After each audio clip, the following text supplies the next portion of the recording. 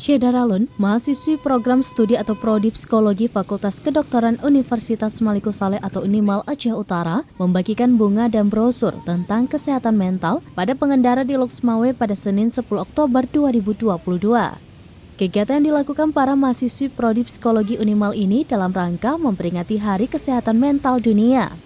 Pantauan serambinews.com, para mahasiswi yang ikut dalam kegiatan ini memegang sejumlah bunga dan brosur, di mana pada brosur tersebut menjelaskan tentang beberapa hal terkait kesehatan mental.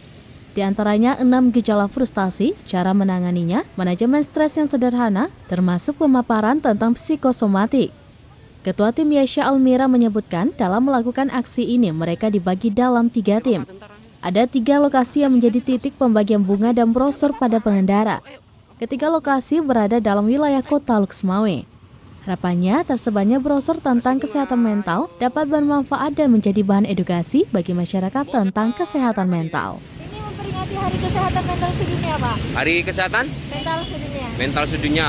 Kita lakukan kegiatan apa aja? Ini kami dari mahasiswa psikologi, kami perwakilannya. Ini kami membagikan bunga dan sedikit brosur. Brosur tentang apa aja? Tentang kesehatan mental. Kesehatan mental ya. Nama lengkap, Dek? Nama lengkapnya Yasha Almira, Pak. Sebagai apa? Sebagai ketua di kelompok ini. Kelompok ini. Berapa kelompok emang? Ada 3 titik di sini. Di mana aja?